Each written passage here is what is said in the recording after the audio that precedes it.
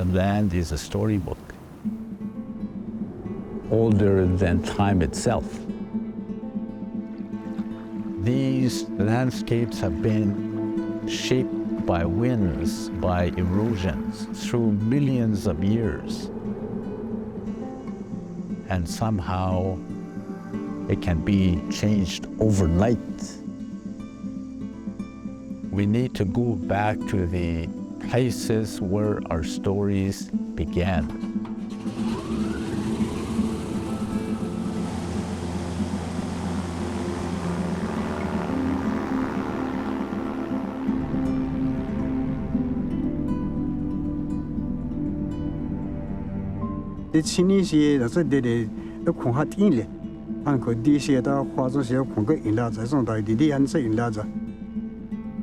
The threat is so real that we need to see for ourselves. It's almost like a city of 500,000 people just disappear. What used to be filled with caribou, now it's just an empty space.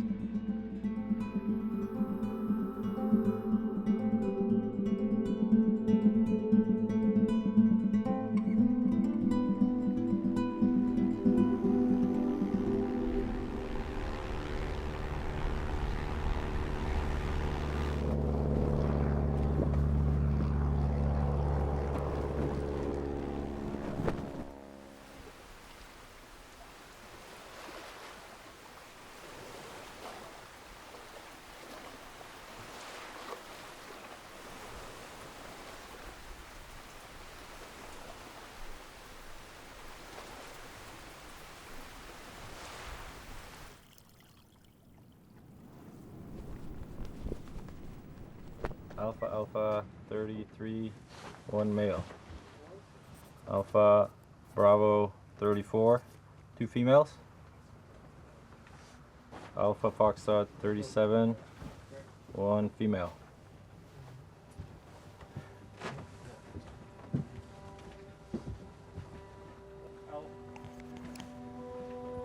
I grew up with many families out here on the land. As far as your eyes can see, as far as you can see with binoculars, all you see is caribou. Thousands and thousands and thousands. AA, 33, 1 male. Nowadays it has changed. And without the caribou, our life will be long gone.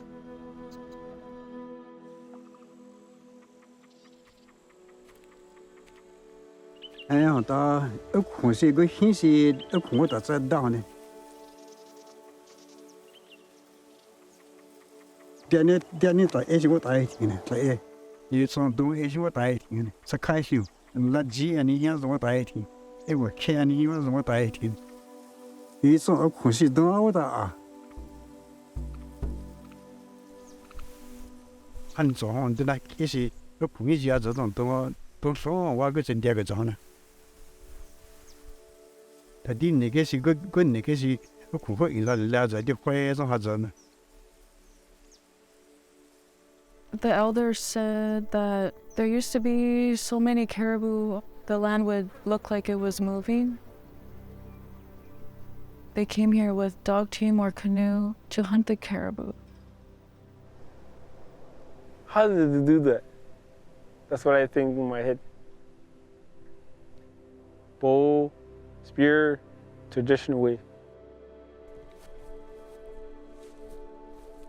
What I see here is what our ancestors saw at the beginning of time. They would come here to their places where they know that the caribou would cross. So last time they were just a bit south, eh? Yeah, and now they move up. They're coming. Yeah, These guys might even cross today or early on tonight. You never know. Yeah. During colonization, everybody got moved off. I did my little bit of education and met my wife, and we decided to have our own life up here. And we live with the land. We raised our kids here on this lake. They bloomed and have their own families now. In this whole circumpolar world, the caribou is a main staple. It is a lifeline of the northern people.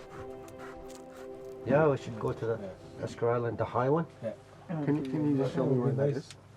This, The big one, yeah. this one right Yeah. there. How far can you see inland from there? Pretty much all around 10, 15 miles radius. Down It's to the pretty high. lake. You can Yeah. see all around.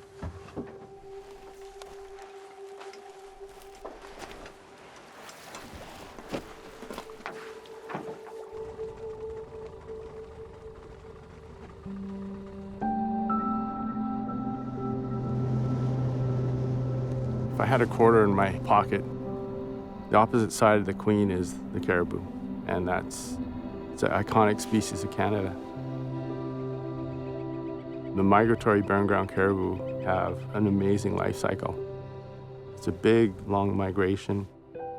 The annual range of the Bathurst herd, it's on the order of 300,000 kilometers.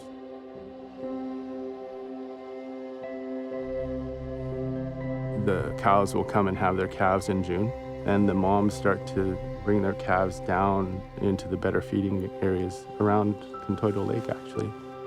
And so they'll spend their summers around here.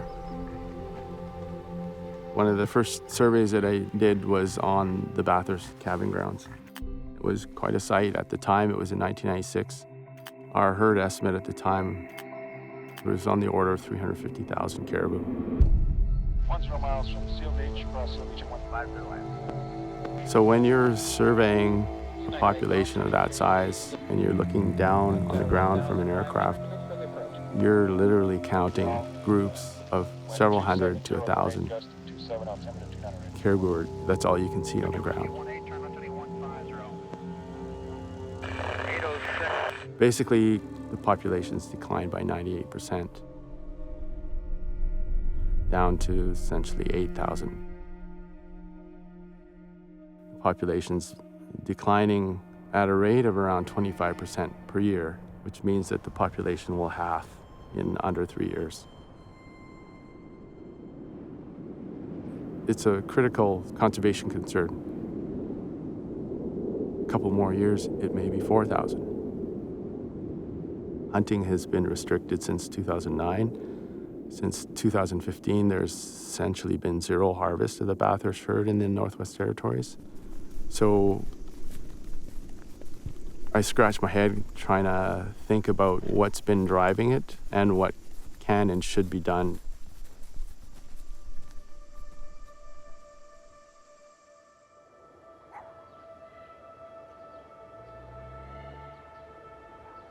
The caribou, they're everything to the people. And if we lose the caribou, we'll be losing a big part of who we are as Tlinchon people. Where are the caribou now? So they're mostly in the south end of Kunketi. Their migration route has been compressed.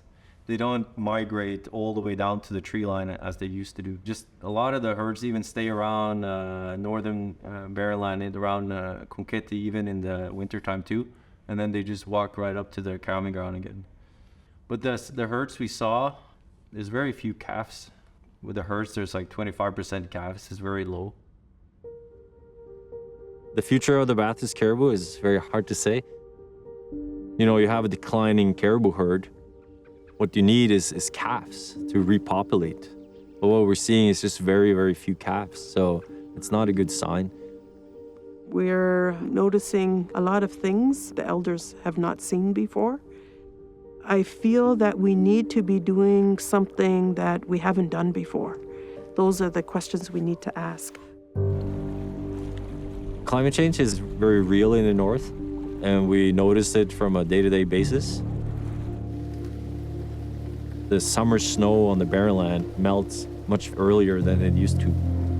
Those have like real consequences for caribou behavior and the health of caribou. Industry is there now, and that also changes caribou behavior. I'm really worried about more development interfering with the migration route of the caribou. As the temperature increases, new species are moving north, and the bald eagle is one of those species that has now extended far into the Barrenland. They're becoming a new predator for Bathurst caribou. The team has seen bears. There seems to be an abundance of wolves. We've seen wolf packs take down 4 caribou in just a matter of hours. And what we've seen is they're targeting the calves. The wolves are very smart animals. They will strategically position themselves to make the easiest kill. And when you put these mining infrastructure right on these migration routes, it really limits their movement pattern. And wolves are right there and take down caribou. And we have direct observations of that.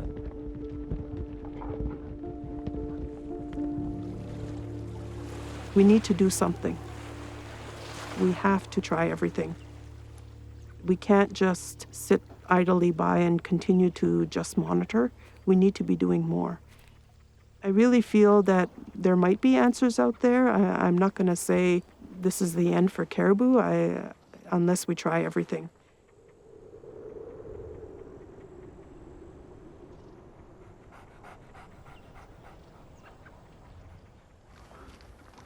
I saw one on the skyline. Yeah. Going that side. Right here where you're looking at, Dark Hill. Yep. There's caribou just walked on the other side, 5 of them. They're headed to the lake that way, yeah? You want to go out to that ridge? Yeah, sounds like a good call.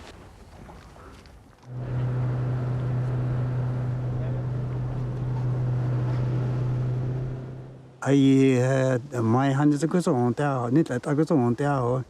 The whole so on there. Wow, we don't get on. I eat a good thing she will get on.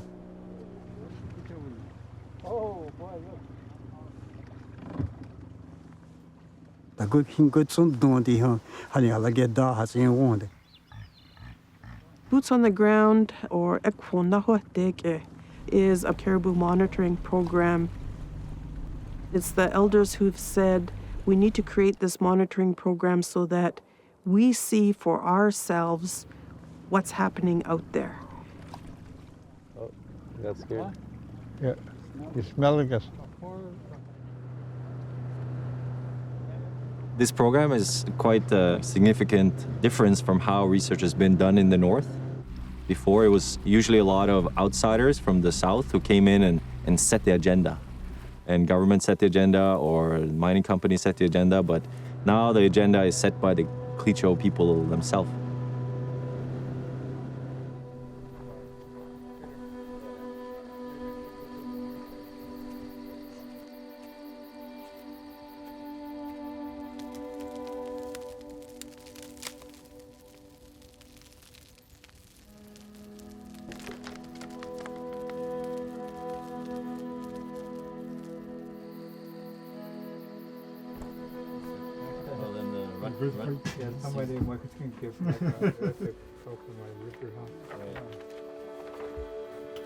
A lot of the elders, they're very traditional and they have deep knowledge of the landscape, the animal movements, and how the culture is entwined with that landscape. Yani I go to I get on a question. I get her at the teacher the Nizina again. Dakha and Dakha Honey the Hegi Deva, a quaggy get her. Sekagi got Hillis as Silani, good say honey, good in the good shani, again I get hooking. Get at the lekot, dear Laginta, what's all Laginta. Honey, let's a dining. It's really about just letting people do what they always have done and let those methods be research methods.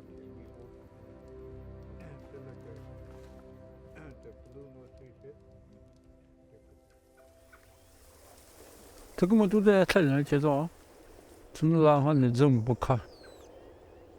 need to document the original methods that people have used for millennia so that we can use it as a method of communicating what we've always had, so that becomes part of the narrative of decision making. To do that, we need to be strong in our culture, and we need to be strong in our skills of the Western way. I think the combination of empirical observations and data collection really go hand in hand. You do need to know where the caribou were, but more importantly, you need to anticipate where they're going to be. So the science gives you a GPS location and tells you where the caribou were.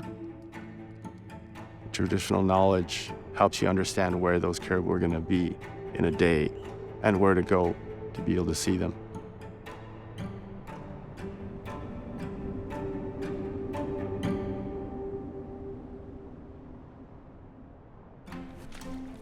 By walking the ancestor trails with the Clecho elders, it was very clear that they knew exactly where to position ourselves in order to see caribou. Yeah, you fighting one I was here, tagging water. Sekagi got hills as in Lanota. Honey, Gahania like it, and hugging water. And you got a lot of dining. Cooking a day got it in the Sekagi way. It's pretty cool to be out here researching caribou. Like, not many people get to come out here and do this. We're using the hunter's methodology in finding the animals. We'd make notes of predators, caribou health, caribou numbers. I've been here 6 weeks, learning my culture. I'm just here helping the researchers, and I'm learning what they're learning, so I'm just pretty much here as a young man here, trying to learn from them. Since I've been here, I've learned to collect the data for the weather. I've learned the observations and the teacher words for the names, for the bulls, for the cows, the calves, and all the animals actually. We're working hard and being healthy and strong. Just walk as a group and tell our stories. The stories like passed on for years, for a long time.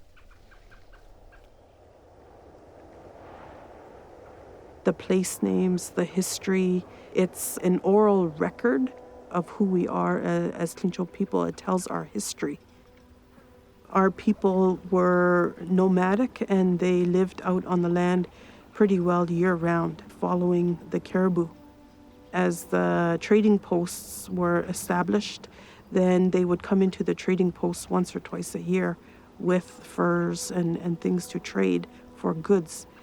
So slowly the people have changed from a nomadic lifestyle to a community lifestyle.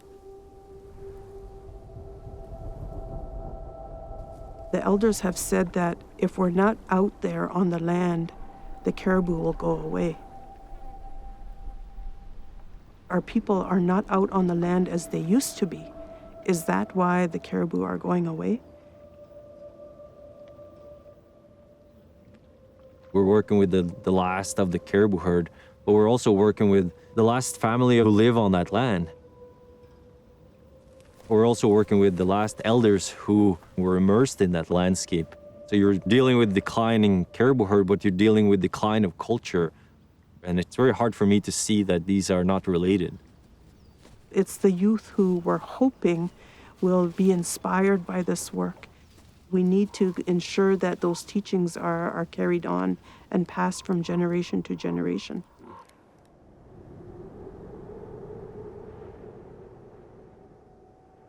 The north is like a vast open landscape that feels like you can just go on forever. Especially with the Clecho elders, because when you travel the land with them, they tell you the stories. And at the same time, you move through that landscape and you become part of that story that's like continuous.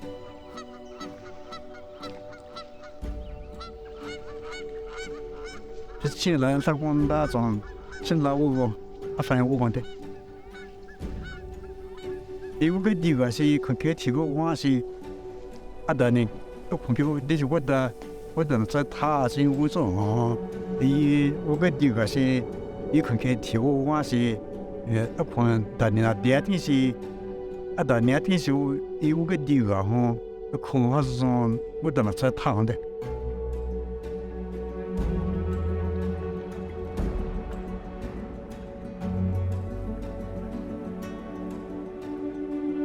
It's in the consortium. 之前呢， handa pugada handa ini tia dino ha fungo dani fu the dia dida sisaga si hawa ne do in ko shida le the sisaga kwa dida li and koke si da di he koke an se di shi to wa ke koke go ko sai it's all creani or like inside. The light has been out for a long time, but kept alive through the memories of people.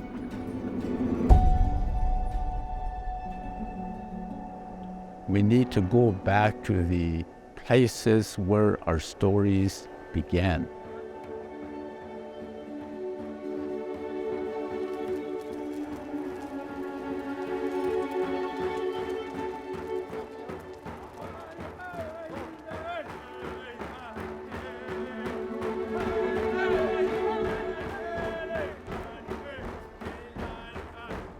One of the things that give me hope is that we're here. Just being where the threat is, doing our own research, using our own methods. That's the light. We're trying to take a measurement of our own values, and I think that's where it starts.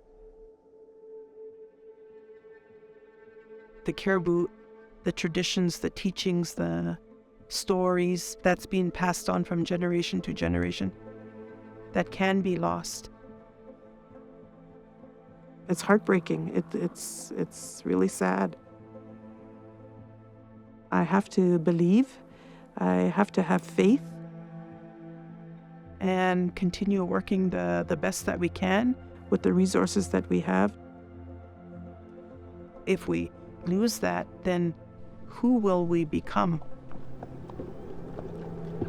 Quechua people have been coming here forever, and the land has always protected us.